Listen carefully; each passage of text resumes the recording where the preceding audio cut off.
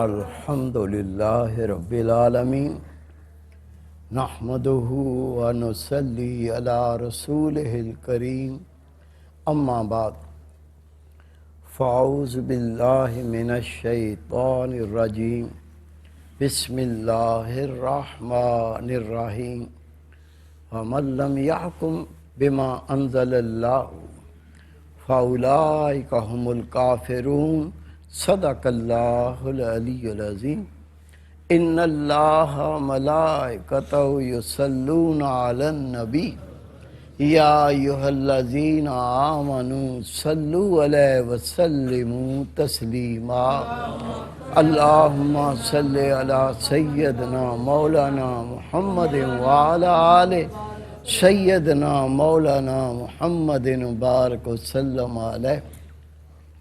میرے عزیز دوستو، واجب احترام بزرگوں، انتہائی پیارے بیٹوں، میری پیاری ماؤں، بہنوں، بیٹیوں، عاجز ناچیز پر تقصیر گناہگار بندے نے آپ کے سامنے اللہ تعالیٰ کے پاک کلام میں سے ایک آیہ کریمہ پڑھنے کا شرف حاصل کیا۔ رب العزت سے دعا ہے وہ پاک ذات عاجز کو صحیح مفہوم بیان کرنے کی، آپ سب کو سننے کی، ہم سب کو اس پر عمل کرنے کی توفیق عطا فرمائے۔ اللہ تعالیٰ نے اپنے پاک کلام میں ارشاد فرمایا، جو اللہ کی طرف سے نازل کیے ہوئے فرمان کے مطابق فیصلہ نہیں کرتے، بس یہی وہ لوگ ہیں جو کافر ہیں۔ میرے پیارے بھائی، میرے بیٹے، اللہ تعالیٰ نے اپنے اس پاک کلام میں کس کو تنبیہ فرمائی؟ اگر تم اللہ کے حکم کے مطابق فیصلہ نہیں کرو گے تو تمہارے اس فیصلہ نہ کرنے کی وجہ سے تم کفر میں داخل ہو جاؤ گے، اسلام سے خارج ہو جاؤ گے۔ بہت سی ایسی عادات ہیں، ایسے فعل ہیں جو اللہ نے حرام قرار دیے، اور وہ کام جو رب نے حرام قرار دیے مومن کو اجازت نہ دی گئی کہ وہ کام کریں۔ ان میں ایک کام رشوت لینا دینا بھی ہے۔ قرآن پاک میں لفظ شوت استعمال کیا گیا، جس کے لفظی میں نے تباہ و برباد کرنے والا، جڑ سے اکھاڑ دینے والا، کیونکہ رشوت بندے کی عبادات کو تباہ و برباد کر دیتی ہے، بندے کی عبادت کو جڑ سے نکال کر ختم کر دیتی ہے۔ اس لیے اللہ تعالیٰ نے اپنے پاک کلام میں اس طرح سے لفظ استعمال کیا کہ بندہ سمجھ جائے کہ رشوت دینے لینے والا اپنی عبادت کو تباہ و برباد کر لیتا ہے۔ حضرت عبداللہ ابن مسعود رضی اللہ تعالیٰ عنہ سے پوچھا، حضرت یہ شوت کیا ہے؟ آپ نے فرمایا، قرآن پاک میں رشوت کو شوت کے لفظ سے یاد کیا گیا۔ جب سیدنا عمر فاروق رضی اللہ تعالیٰ عنہ سے پوچھا، آپ نے فرمایا، حاکم سے ناجائز کام کروانے کے لیے جو رشوت دی جاتی ہے اس کو شوت کہتے ہیں۔ حضرت مسروق رحمت اللہ علیہ، آپ تابعین میں سے ہیں، کئی صحابہ کرام کی صحبت اور زیارت نصیب ہوئی۔ آپ فرماتے ہیں، میں حضرت عبداللہ ابن مسعود رضی اللہ تعالیٰ کی خدمت میں حاضر تھا۔ ایک شخص آیا، اس نے کہا، یا حضرت شوت کیا ہے؟ آپ نے فرمایا، اگر کسی کا کوئی چیز پر حق نہ ہو اور حاکم کو پیسے دے کر وہ چیز حاصل کر لی جائے، یہی رشوت ہے، جس کو قرآن پاک نے شوت کے لفظ سے یاد کیا ہے۔ پھر آپ نے قرآن پاک کی آیت کریمہ پڑھی، وَمَن لَّمْ يَحْكُم بِمَا أُنزِلَ اللَّهُ، جو حکم کرتے ہیں جو اللہ کی طرف سے نازل ہوا اس کے مخالف میں، یعنی جس طرح رب نے حکم دیا اس کے مطابق فیصلہ نہیں کرتے، فَأُولَٰئِكَ هُمُ الْكَافِرُونَ، پس یہی تو لوگ ہیں جو کافر ہیں۔ کیا معلوم چلا؟ یہ کافر نہیں تھے، یہ فعل کر کے اللہ کے حکم کی نافرمانی کر کے کفر میں چلے گئے۔ حضرت حسن بن منصور رحمت اللہ علیہ آپ فتویٰ لکھتے ہیں، بہت مشہور کتاب ہے فتاوی قاضی خان کے نام سے۔ آپ فرماتے رشوت 4 اقسام کی ہے۔ سب سے پہلی رشوت، اگر کوئی حاکم کو رشوت دے کر قاضی بنتا ہے، جج لگتا ہے، حاکم لگتا ہے، حاکم بنتا ہے، جس طرح آج کل آپ دیکھتے ہیں معمولی پوسٹوں کے لیے رشوت دی جاتی ہے، اور یہاں آپ فتویٰ دیتے ہیں حاکم کے بارے میں، قاضی کے بارے میں، جج کے بارے میں۔ اگر کوئی جج بننے کے لیے، جج لگنے کے لیے رشوت دیتا ہے، پیسے دیتا ہے، دینے والا بھی حرام کام کرتا ہے، لینے والا بھی حرام کرتا ہے، اس میں دونوں گناہگار ہوتے ہیں۔ دوسرا، اگر کوئی شخص فیصلہ کروانے کے لیے قاضی کو، جج کو کچھ رقم دیتا ہے، کوئی تحفہ دیتا ہے، کوئی چیز دیتا ہے، ضروری نہیں ہے پیسے دیے جائیں، گاڑی دے دی، سونے کے زیور دے دیے، کوئی پلاٹ دے دیا، اگر کوئی اپنے حق میں فیصلہ کروانے کے لیے کوئی چیز دیتا ہے، یہ رشوت ہے، لینے والا اس کے لیے بھی حرام ہے، دینے والے کے لیے بھی حرام ہے۔ اور تیسرا، حضرت حسن بن منصور رحمت اللہ علیہ فتاوی قاضی خان میں لکھتے ہیں، اگر کوئی اللہ کا بندہ، کوئی مومن اپنی جان کو ظلم سے بچانے کے لیے، اپنے مال کو نقصان سے بچانے کے لیے رشوت دیتا ہے، جو لیتا ہے وہ گناہگار ہے، دینے والا گناہگار نہیں۔ پھر سن لیں، اپنی جان کو ظلم سے بچانے کے لیے، اپنے مال کو نقصان سے بچانے کے لیے اگر کوئی رشوت دیتا ہے، دینے والا گناہگار نہیں ہوگا، لینے والا گناہگار ہوگا، اس کے لیے یہ رشوت ہوگی۔ اور چوتھا، آپ جج سے انصاف لینے کے لیے ملنا چاہتے ہیں، آپ انصاف لینے کے لیے قاضی سے ملنا چاہتے ہیں، حاکم سے ملنا چاہتے ہیں، آپ کو کوئی ملنے ہی نہیں دیتا۔ آپ دیکھتے ہو دفتر جا کے دیکھو، فریاد لے کے گا چپڑاسی، ٹکے کا چپڑاسی جو 5 کلاسیں پڑھا ہوا نہیں ہے، وہ آپ کو حاکم سے نہیں ملنے دے گا، قاضی سے نہیں ملنے دے گا، وہ جج سے نہیں ملنے دے گا۔ اب اگر آپ اس کو کوئی رشوت دے دیتے ہیں کہ میں قاضی سے ملنا چاہتا ہوں، جج سے ملنا چاہتا ہوں، حاکم سے ملنا چاہتا ہوں، آپ فرماتے کیونکہ یہ آپ کا حق تھا کہ آپ کو قاضی سے ملنے دیا جاتا، جج سے ملنے دیا جاتا، اس لیے کہ وہ آپ کو عدل کر کے سنائے، عدل کر کے بتائے۔ اگر آپ کو کوئی نہیں ملنے دیتا، آپ اگر اس کو رشوت دیتے ہیں، آپ کے لیے گناہ نہیں ہے، لینے والے کے لیے گناہ ہے۔ حضرت وہب بن منبع رحمت اللہ علیہ بہت بڑے اللہ کے ولی، صالحین میں سے گزرے ہیں، بہت بڑے عالم ہیں۔ آپ کا حال یہ تھا، ساری رات اللہ کا ذکر کرتے، ساری رات نوافل پڑھتے، قرآن پاک کی تلاوت کرتے۔ آپ کے صاحبزادے لکھتے ہیں، اگر نیند آنے لگتی تو دریا میں اتر جاتے، دریا میں جاتے تو چاروں اطراف مچھلیاں گھیر لیتی اور مچھلیاں بھی اللہ کا ذکر کرنے لگتی۔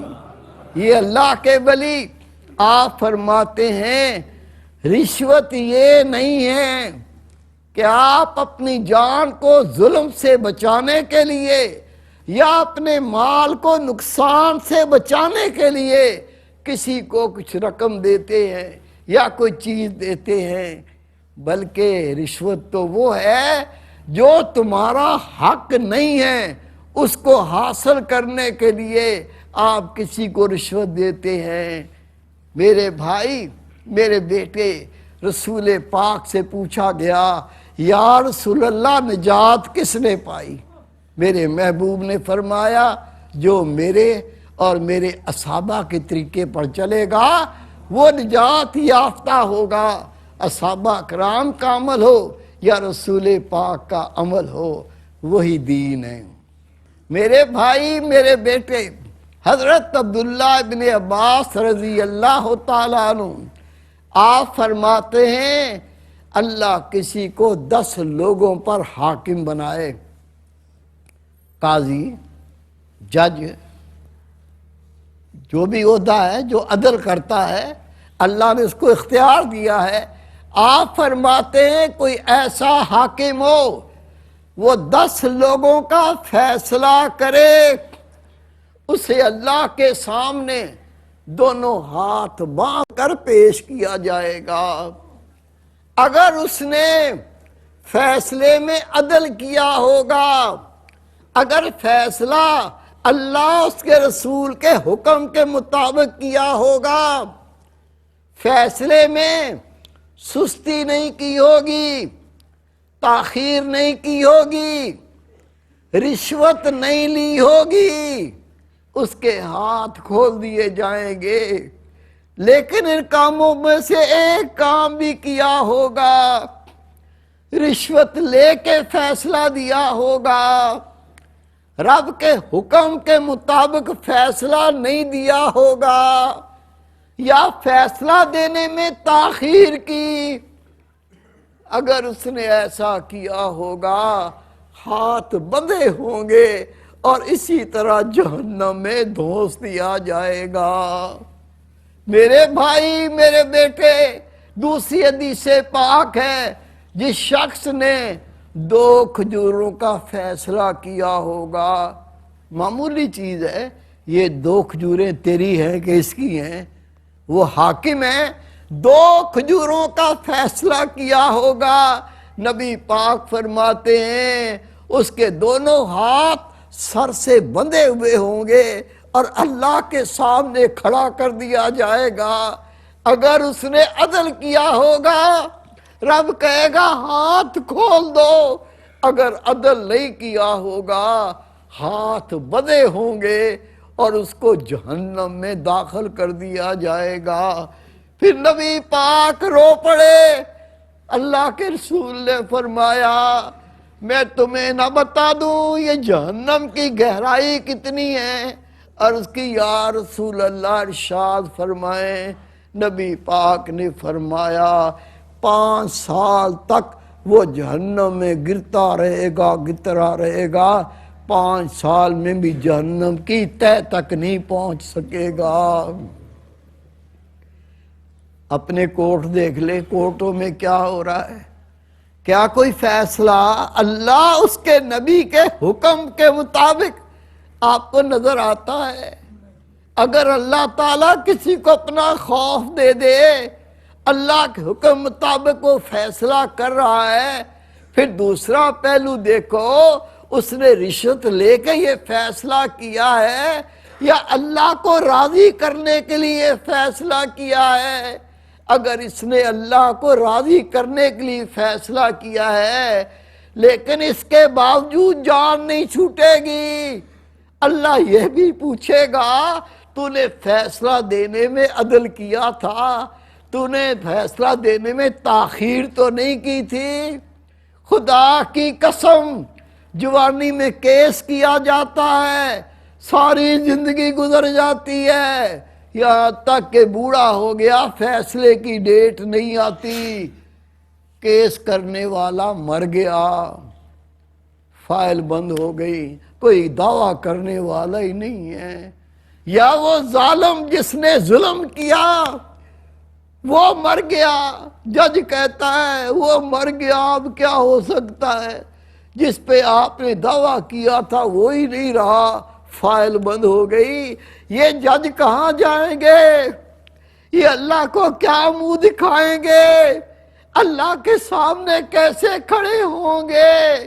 میرے بھائی، میرے بیٹے، جان آرام سے نہیں چھوٹے گی، خدا کی قسم، یقین جان اللہ کو جواب دینا پڑے گا۔ رسول پاک صلی اللہ علیہ وسلم کا ارشاد ہے، رشوت لینے والا، رشوت دینے والا، دونوں پر اللہ کی لعنت ہے۔ دوسری حدیث پاک رسول پاک نے فرمایا، رشوت لینے والا، رشوت دینے والا اور ان دونوں کے مابین وسیلہ بننے والا، تینوں پر اللہ کی لعنت ہے۔